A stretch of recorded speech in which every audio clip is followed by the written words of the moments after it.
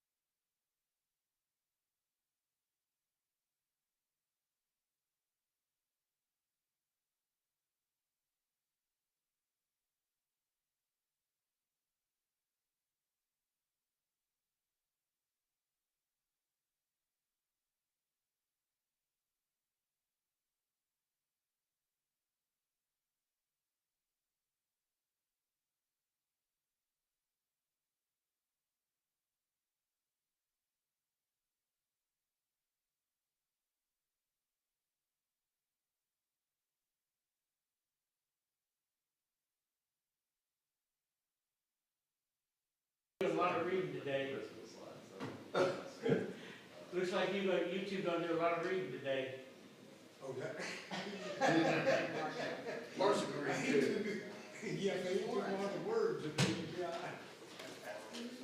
All right.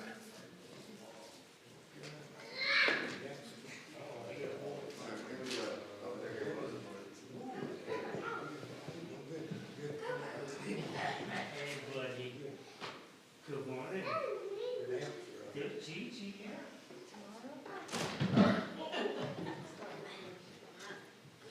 All right, it's good to see everyone this morning. We're going to go ahead and jump into our class. We're going to talk about Sodom and Gomorrah this morning. I like the title of the righteous lot, and some think, was he really righteous because of what happens at the end? We'll talk about that. So let's go ahead and jump into our class. I know our questions real quick. Genesis 19 is where we're going to be at this morning. Our first question deals with, they're good questions this week. A little harder. Why did all the Israelites from the west side gather at Shiloh to go to war against the three tribes from the east? Wouldn't have God, but they're self-altering. Exactly. They built this big altar, and then they promised that, remember, they promised that they would, even earlier before us, they would go fight if needed. And, they would go fight first, then make their homes there. And that's exactly right. We see all that as we see their Shiloh go to war against the three tribes from the east, because they were worried about what that big, like I said, that big, huge altar, that massive altar. And they explained to them what the deal was. They said, remember, we promised we would help you, and this was for basically showing that we want to be a part of you, not forgotten. And so down the road. Yes or no? Were the 10 tribes of Israel on the west of Jordan willing to share their inheritance with those on the east? The answer to that is yes. Yes, they were willing to do it. Yes, they were willing to do it because they said, you get over there, it's not what you expected. We can come over here, basically, to this side, to the west side, exactly right. Next question. Were there any living creatures outside the ark that lived? Okay, think about it again. Fish, yes, fish. Well, anything that was in the sea, basically. I always get that response. I always like, no. And I'm like, well, let's think about the ocean for a moment. So exactly, anything that was in the sea would have lived without a doubt. And we go on to the next one. Until it went down. What's that? Until the water went down. Well, then they'd still be in the ocean and sea because there's areas of it all everywhere. So some of them, of course, would have not made it off of exactly the lakes we see because we found a lot of fossils of fish and different things and clams and all different kinds of stuff. Exactly right. Did Abram or did Lot take first pick of the lands? Lot did. Which lands did Lot take? The Valley of Jordan, right? Basically, because he saw it was plentiful with water. Basically, the main area he took was to the right side of the east side, we would say, of the Jordan, and Abram took the west side, as we would say, over there, the Jordan. It's just a bad choice, right, on Lot's part. Very bad choice we'll see this morning. Since Abraham had no children, whom did he say would inherit his household at his death?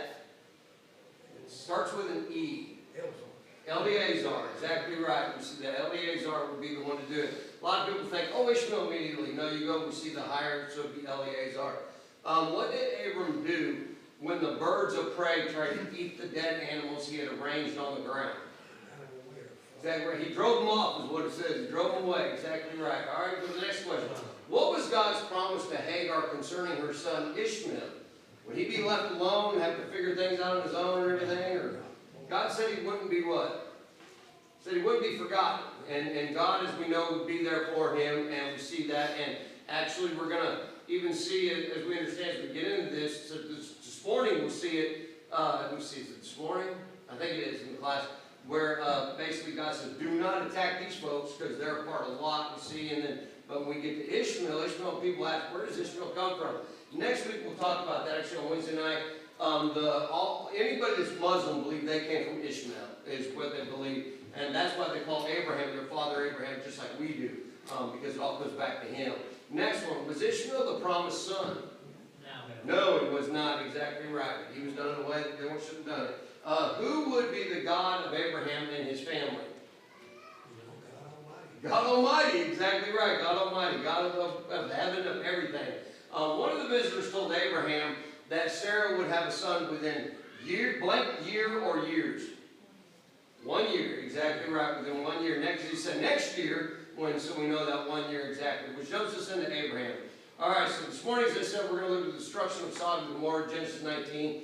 Like I said, I like to title this more of the righteous Lot, as we see what Lot goes through and what he deals with. As we know, just give you an idea about Lot, remind you of him. First introduced Lot in the genealogy of Terah. Terah begot Abram and Nahor, and Haran. Haran begot Lot. So we see that when they left Ur, Terah took his son Abram and his grandson Lot, is what we see here. And after Terah's death, Abraham departed as the Lord had spoken to him, and Lot goes with him. So Lot's his nephew, we see in this moment. Lot remained with Abraham, even when Abraham sojourned into Egypt. A lot of people don't realize that. He was with him the whole way, chapter 13, verse 1 of Genesis. But the time finally came that we see that Lot's flocks and tents and all of his people were just too many with that of Abraham, and they needed to kind of separate. So that's where we see that comes about choosing the land, and we see him making that bad choice. But given the choice by Abraham, as we see here, because Abraham said, you want to choose first. Lot chose the area of what we would say and understand the plain of Jordan. That was well watered, is what the Bible tells us, Genesis 13:10. But it was also known as before the Lord of Sodom and Gomorrah, which we know that would later be named that, which becomes a really bad place. So they separated, and Lot dwelt in the cities of the plains. Fortunately, Lot, as he lived there in Sodom, was in an extremely wicked place. And all the men there, it says all the men were sinful against God. It was just terrible what was happening there. We don't know how long Lot sojourned there, how long he stayed there. We don't know the exact time. But he had ample opportunity to leave, didn't he? Ample opportunity, especially after the war, right? When the war happened, he was taking hostage and all the people. He could have said, Abraham, I'm done with this. Get me my family out of this place. But he didn't, and either he was just not too smart in that fact, or he was thinking maybe he could make a change, or he thought he felt kind of bad because of what he did, choosing this area over Abraham. Of course, we know Abraham probably would have ever gone there anyways. Even after his deliverance, we see he chose it. Yet Peter informs us something about Lot here. Because Lot, as we understand, he does something really bad happens here at the end of chapter 19 between him and his daughters. And we also see living there and all, we think he must just not have been a good man. It's not the case at all. Look what Peter says in the New Testament, and this is about, delivering him out of Sodom, what the angels did. And if someone will go and read that for us, please. And delivered righteous Lot, who was oppressed by his features, conducted of the wicked. For that righteous man dwelleth among them, tormented his righteous soul from day to day by seeing and hearing their lawfulness deeds. Now think about that. Look what it calls. It doesn't just say he's a righteous person. It calls him righteous how many times? 3 times. Notice 3 times this verse. Very important to get this. As we see whatever Lot had done there, he was righteous, and he must have made the decisions at the end. We don't have any information about him after what we see in chapter 19, except for these few areas we read in the New Testament, or a couple other areas in the Old Testament, but nothing about his life.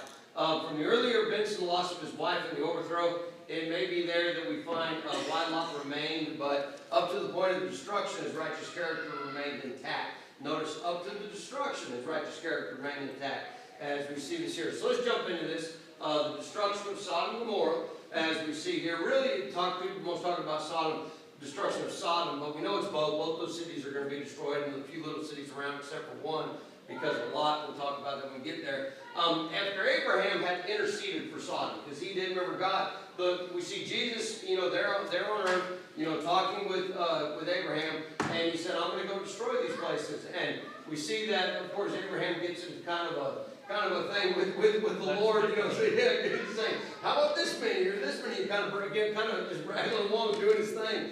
And he thought for sure there'd be at least 10 people, because remember what I said, with Lot and all of his family, that's 8 people. 8 people. Surely he converted 2 others, but we learned that even his family wasn't faithful. So we see that wouldn't have been the case. So as we understand, the story returns to the 2 who had left the Lord. They spoke with Abraham.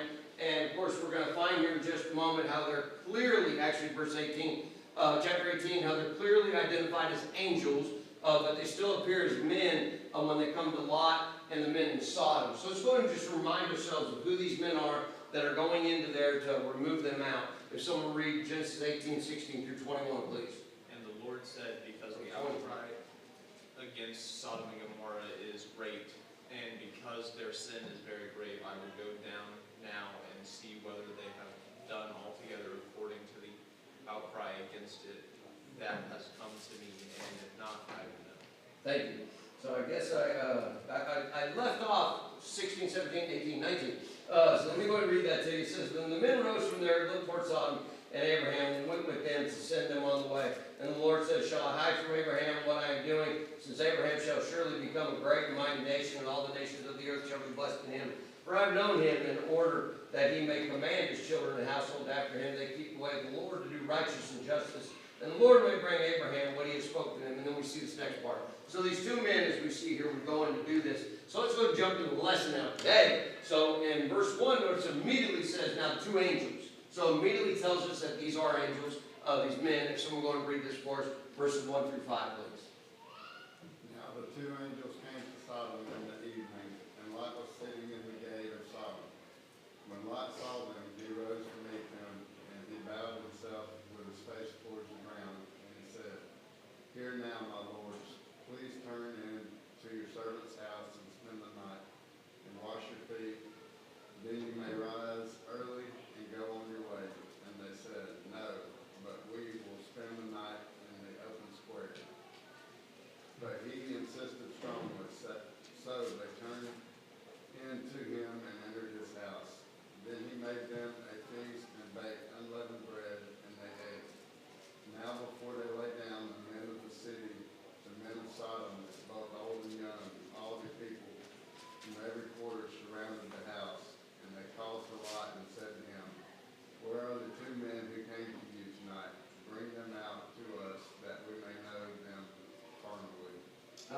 here we see in this moment, what we find here, it's kind of interesting, I would say this, that Lot's at the front gate, that he's there. People said, oh, he was, God kind of had that where he's waiting on these men. No, now I wonder about that, the righteousness of him, if he was warning people, you don't want to be in this town. You don't want to stay here, and we see him inviting these two to his house. In fact, they were like, no, we're just laying in the middle of the court, basically. And he's like, no, you won't. That ain't going to happen because of what's going to take place. So as we look at this, even as wicked as the world today has become, what happened in Sodom was what we would call very shocking. It was just shocking, just to say the least. These men were so wicked that the safety of the two men who had to come in to stay with Lot mattered not at all. What I mean by that is, we look at this here, you think you could stay anywhere in the city, stay at a hotel or wherever, they were just going to camp out. He's like, no, basically Lot's saying the only safe place in the city is where? In my house, inside it, exactly right.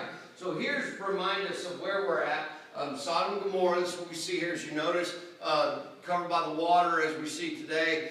Some say some of it has basically emerged where you can kind of tell from the areas of the salt marsh and areas of big rocks that are salt and so on. But we don't know for sure, if that's even part of it, but we do know this is the location of where they would be at. Very important that the ancient coastline just come all the way down to here, which you see Zor. Zor is another place to know. We'll talk about that in a moment. So that's where we're at. So we jump into this. I want us to see here that they were going to basically what it says here, we may know them carnally. What that means when you're looking at our everyday language, what it means is they were going through this terrible saying, but they were going to rape them. That's what they wanted to do. They wanted to rape these other men, wanted to rape these two men. And it's just, it's just a terrible event to think about this. When we read it there, when it says basically that, the men, it says the men, young and old, came out, and all the people surrounded the area there. It doesn't mean the ladies or anything, it means the men did that. That's what we see the men doing, because we go back to what we find here. It doesn't say man, it says men. And so we see this happening. So Genesis 19, 6 through 13 is going to show us more of this event of what takes place. And it really shows us about these two men, these angels, and their powers of what they have. If someone go and read for us verses 6 through 13, please. So Lot went out to them through the doorway, shut the door behind him, and said, please, my brethren, do not do so wickedly. See now, I have two daughters who have not known a man. Please let me bring them out to you, and you may do to them as you wish. Only do nothing to these men, since this is the reason they have come under the shadow of my roof. And they said, stand back. Then they said, this one came in to stay here, and he keeps acting as a judge. Now we will deal worse with you than with them. So they pressed hard against the man Lot, and came near to break down the door. But the men reached out their hands and pulled Lot into the house with them, and shut the door. Thank you. So this is giving us a full picture of how bad this city is. What Lot would have had to live with on a regular basis and what's going on here. When Lot looked, he tried to persuade them into the city to leave them alone. They decided that they would not just do what they were going to do with these men, but notice here, let me go back here. I didn't finish reading, sorry Dad, go ahead. No, I'm going to stop you there. I don't want to keep reading yet. Now go ahead, just go ahead, we'll come back to it. And they struck the men who were at the doorway of the house with blindness, both small and great, so that they became weary trying to find the door. Then the men said to Lot, have you anyone else here, son-in-law, your sons, your daughters, and whomever you have in the city? Take them out of this place, for we will destroy this place, because the outcry against them has grown great before the face of the Lord, and the Lord has sent us to destroy it. Okay, thank you. So, I was going to stop there, but we'll just be through it all. As we see here, we talked about what they were going to do to these men, and they were going to rape them. Now they're going to go a step further. Lot's been there, we don't know how long it's been. It's probably been a while, a little while now, and he's gotten people know him and understand him. But notice verse 9 when it says, now we will deal worse with you than with them.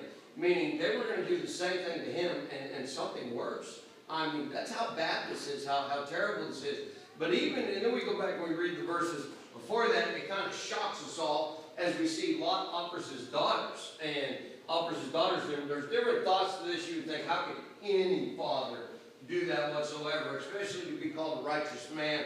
Most people come up with the conclusion is that they would have done nothing with those women anyways, and because of the way they were, the way these men were living their life. But regardless, it still makes your stomach turn. It makes my turn every time I read that, think like, how could that even be the case? Having 2 daughters myself, I'm like, there's just no way. So at the point here, as we see all this happening, the angels are going to intervene. They saved Lot, striking all the men with blindness, but even the judgment of blindness, I want you to catch this, even the judgment of blindness did not deter them from trying to get to these men. Think about that when we go, really? Yeah, look what it says here. It says, so they became weary. After they became weary trying to find the door. So even as they were blind, guess what they were doing? They were still looking for the door. They were looking to get in. This is how depraved, how terrible, how horrible the culture was there in Sodom of what we see. So the doom of Sodom was sealed, though. That's what we need to get here. Even if Lot said, hey, hold on a minute, let me try to figure something out here. No, it was sealed. But Lot is shown special favor, of course, because of who? Why is Lot shown special favors? Because just how great he is, or why? Abraham. Had all came back to Abraham, as we see here. And, so the angels give him the opportunity to save not just him, but also to save others. This is also important to show that these 2 angels, they have been told who the people there in Lot has, by the Lord, of course. They would know that because notice what they named, exactly the family that he has. So we're going to read verse 12. Then the men said to Lot, have you anyone else here? Son-in-law, your sons, your daughters, and whoever you found in the city, take them out of this place. Thank you. And so he's doing this. So sons we don't have, of course we know it doesn't have, but son-in-laws, it didn't say son, daughter-in-laws or anything like that. We do know the facts. So what we find here, once again, is that he's given him the opportunity. He says, I'm going to give you the opportunity to get all the people you need to get out of here. And people were like, well, how do you think Lot's going to get back out of that house and, go find his people? Well, what happened to all the men that are outside the door? They're all blinded. But, and we look at this though, and we wonder who may be a part of them. Maybe, his son-in-laws. We don't know. We know they don't show up. And we see this here very important. So, though Lot, has been here for a long time, we don't know, like we said, we're not sure how long, no one will listen to him. No one will listen to him. Even his son-in-laws refused to leave. So in the end, it is Lot, his wife, and his 2 daughters. We're going to read here in just a second. But I think what's interesting also for us to get and to think about here is that, even with all this being the case and him being here in this moment, it's interesting. We say, how does Lot, if you want to say Solomon, I don't know why. How did Lot, be okay all that time? Why didn't they bother him then?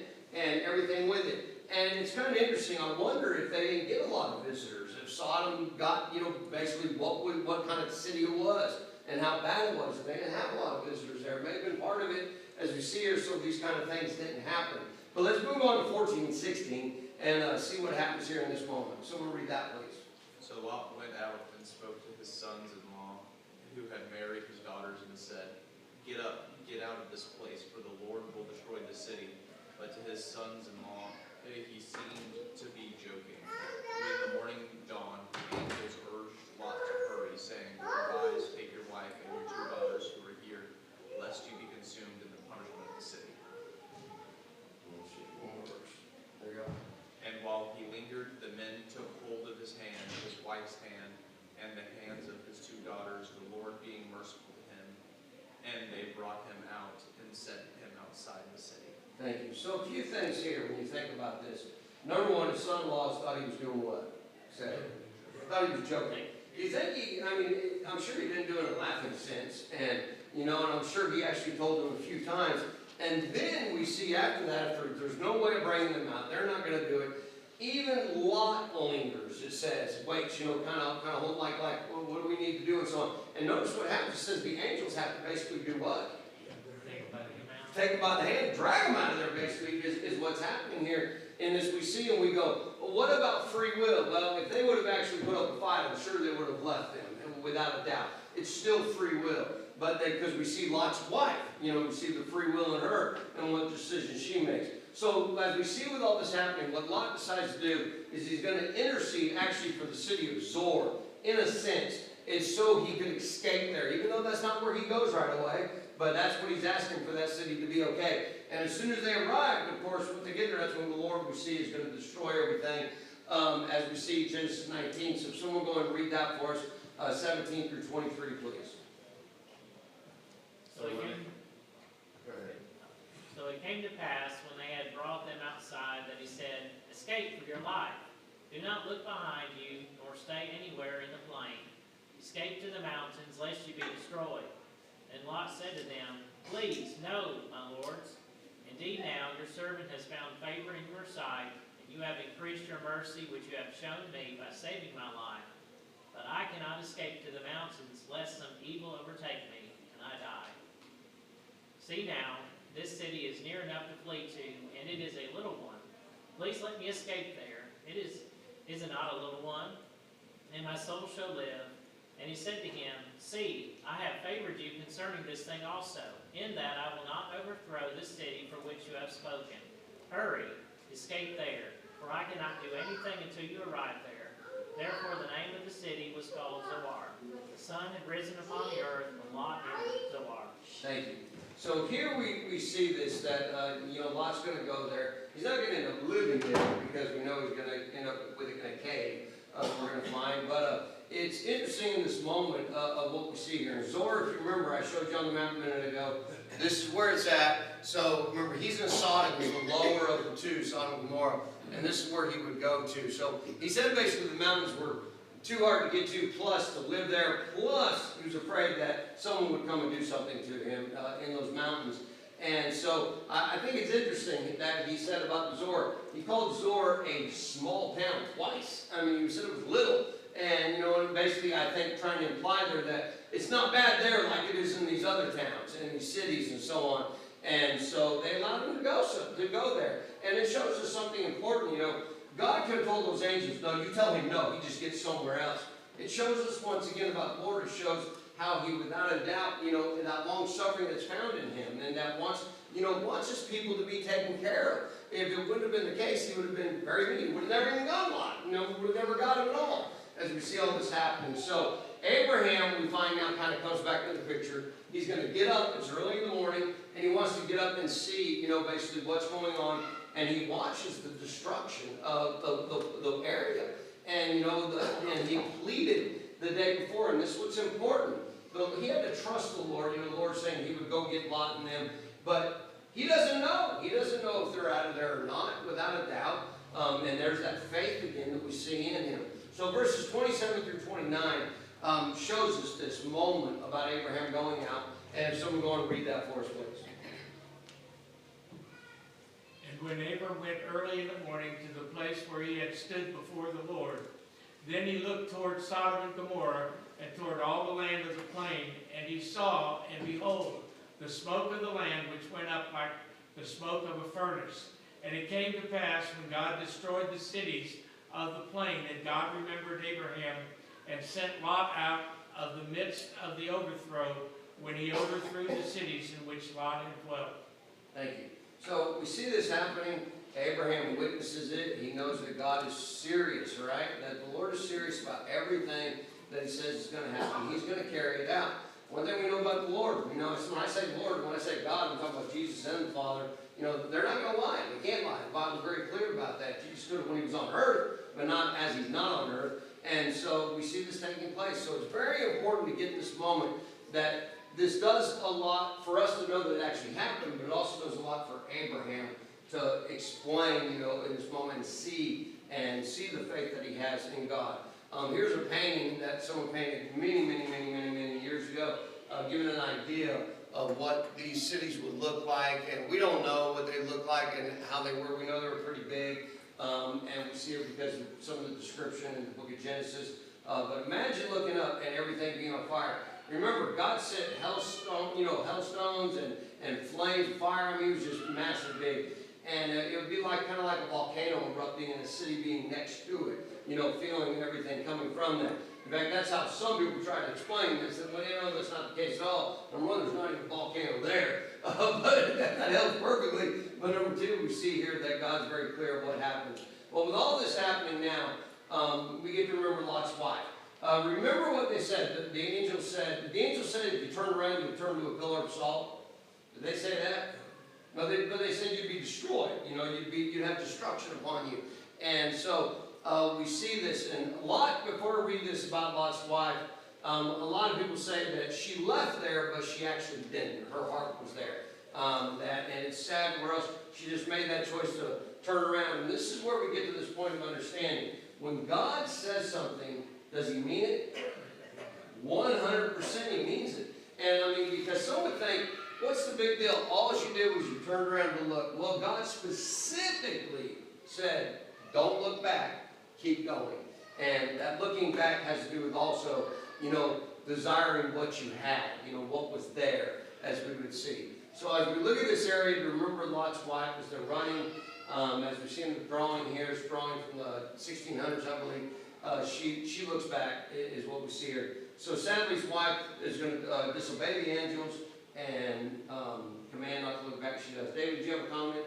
I was just gonna say, it reminds me of the disobedient prophet from 1 Kings 13. You know, somebody could try to make that same argument. Well, all he was doing was going to dying, you know. Right.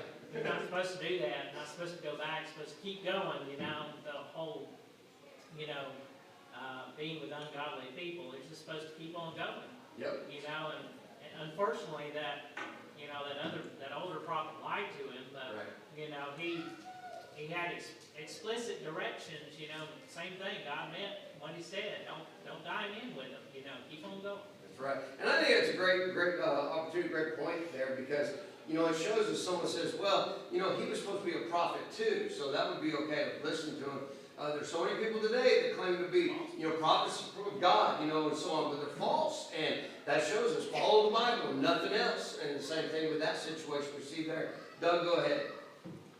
Well, it also, one reason Lot's wife may have looked back is it doesn't say anything about Lot even being married or having a wife or having children before he went to Sodom. And he may have married somebody from Sodom, and that may have been why the men of Sodom didn't bother him. And then the two that were left, the two daughters that he left, he had more daughters than that, because sons-in-laws would have meant that they were married, and then they didn't come with him. The two that had not been with men were the ones that came out with him. Exactly right, and that's a good point, because a lot of people don't catch that, and I appreciate that, because we say they haven't been with men as we see when they're in the cave. So he had other children, exactly right. And, you know,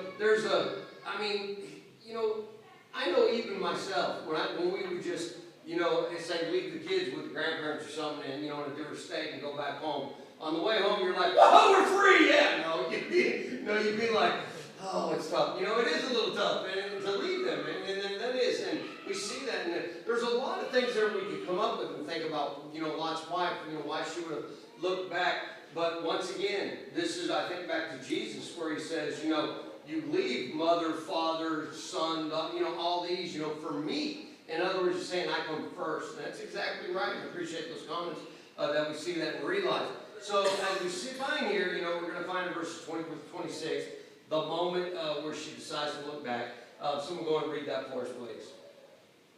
Then the Lord rained brimstone and fire on Sodom and Gomorrah from the Lord out of the heavens. And so he overthrew these cities, all the plains, and all the inhabitants of the city, and what grew on the ground. But his wife looked back behind him, and she became a pillar of salt. Thank you. Here's everything I want you to think about. So it says these events happened first, then she looked back. You know, I know being a prior firefighter and so on, you know, I get excited just when I smell smoke. You know, driving down the highway, I roll down the window so I can smell it. It's crazy, I know I'm weird. But a lot of people do that, I'm sure. But we see this and understand. If, you know, something like this rained brimstone and fire, do you think it made any noise? How loud do you think that was? I mean, the destruction of what was happening. You know, most people in a natural state, if they hear something blowing up and stuff, and they didn't even know what was coming behind them, they're going to do what? They're going to turn around. A lot of times, that might just be reaction. You know, you think about Uzzah was with the cart, right? Yeah. With the cart, you think about him, God said, do not touch the Ark of the Covenant. And it started to fall, and the way it sounds like he's walking next to it, and it starts to fall. If something starts to fall towards you, what do you usually do? You put your hand up like that, and even a reaction. This is why God is saying, be aware of your surroundings, be aware of what you need to be doing, and listen to what I have to say. So all this taking place. So today I'm going to show you something here. This is what the people of the area still say today. They've said this for hundreds and hundreds of years, that this right here is Lot's wife. I'm not going to tell you it is. It's a pillar of salt. It really is. And it looks right back to the area where Sodom would have been. And so we see that there. This is another area of it looking at it. What's interesting is not far from it, we see that there's the cave where we find, of course, it's a little ways away, not like right below it, don't think that or anything, but where Lot is going to stay, going to live for a little while. So as we look at this, many have sought for a deeper meaning. We all talked about it just right now, a minute ago. For her looking back, the closest we come to is Jesus' warning that he's going to show in Luke 17 in just a moment. And a clear warning to all his followers, Jesus reminds them of how quickly the destruction of Sodom occurred. It was very, very fast. I mean, it happened. But look what he did. God told Lot what was going to happen, told Abraham it was going to happen. And he says it'll be identical to the destruction of Jerusalem, the second coming, everything that we understand. For either event, we were told to remember Lot's wife. Now remember, Jesus talked about Jerusalem. Jerusalem is not talking about being destroyed later. It was already destroyed. It's already been done. AD 70. We see that and understand. But notice what he talked about here with Lot's wife. To even think about us today with heaven. So I'm going to go ahead and read this for us, please. I believe this is the best description of why we see here of her looking back. If someone read this, please. Likewise, as it was also in the days of Lot, they ate, they drank, they bought, they sold, they planted, they built. But on the day that Lot went out of Sodom, it rained fire and brimstone from heaven and destroyed them all. Even so will it be in the day when the Son of Man is revealed. In that day, he who is on the housetop and his goods are in the house, let him not come down to take them away. And likewise the one who is in the field, let him not turn back. Remember Lot's wife. Whoever seeks to save his life will lose it, and whoever loses his life will preserve it. Thank you. So that's the only real description we have, is that we understand that she was, she wanted to save her life on her own, basically, or look to what was there, or do things on her own. And he says, you'll lose it if you look to your own ways. If you don't look to God's way, if you look to God's ways, you'll preserve your life. And it's so important to see this as we have this happening and taking place. And what I want you to get is, I mentioned just a moment ago about fires. I know I've had before where we've run into, we come up on a structure fire on a house, and someone says, someone's in there. And, we have to gear up. We already geared up. We have to mask up our SCBAs. We run in, try to get them. And what do you think they were doing? I mean, the smoke was so heavy you couldn't even see, and they're laying on the ground pulling them out. What do you think they were doing? Were they going looking for another individual, do you think? A person? They were going back in to get their belongings, get some things that meant something to them.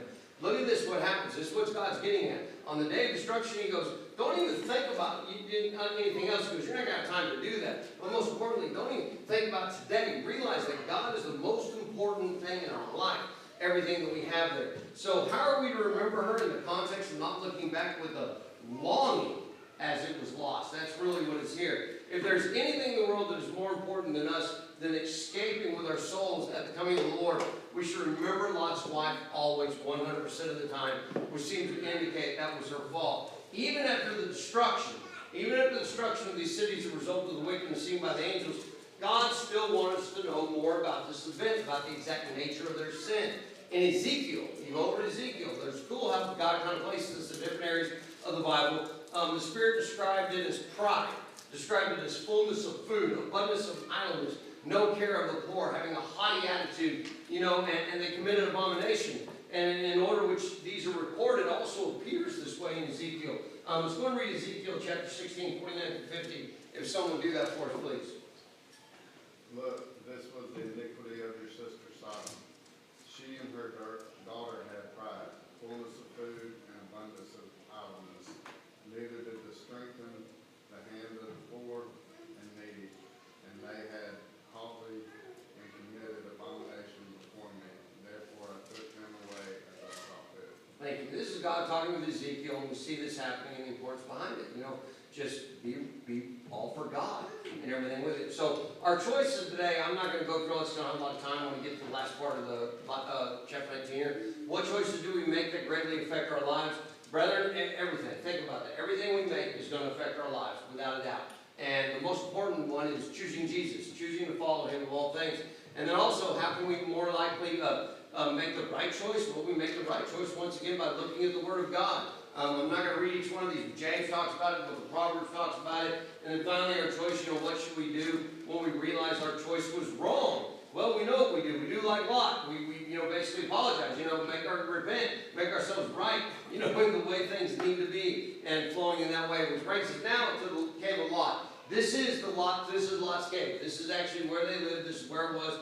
At least they say it is. They tell us today that because of the area and the description of where that would have been found. This is what you find today. It used to be open, where you could actually walk in and out of it. It's crazy.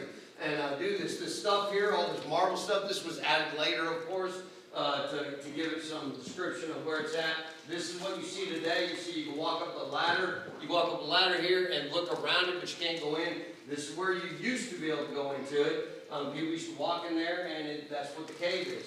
And so the final events of Lot's life are not only sorrow and bitterness, but it's a really sad statement of him and what takes place. And we see, once again, remember, God mentioned drunkenness only once in the Bible so far, and that was with who? Noah. And now he's going to mention the second time. And both times, did something good come of it? No, something bad and terrible. Let's go and read. I'll read this, so we're out of time, just about time. Then Lot went up out of Zoar and dwelt in the mountains, and his 2 daughters were with him.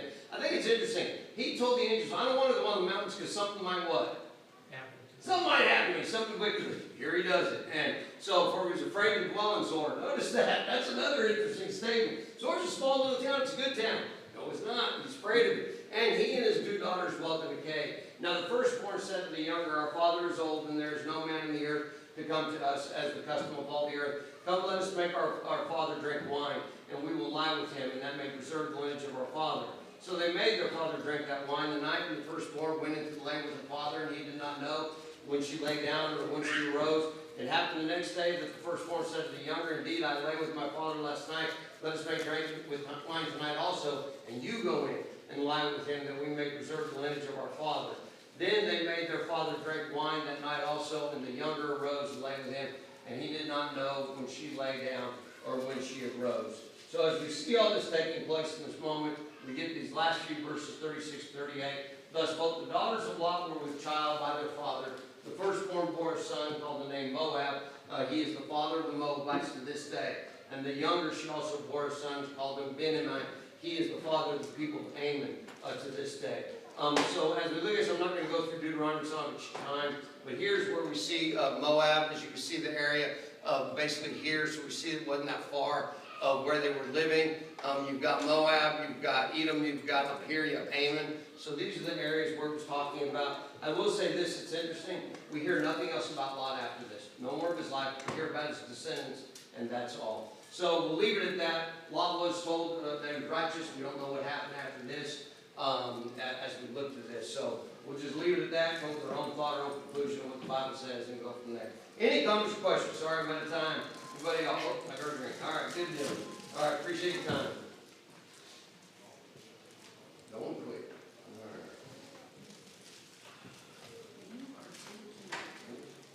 And he said exactly.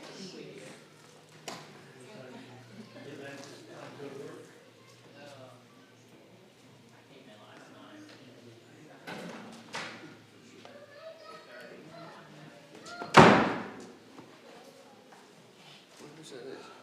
It's ring.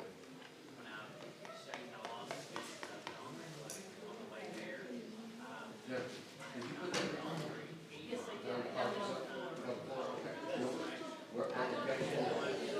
So we're there? All right, thank you. That's how long it's been since I've talked about it.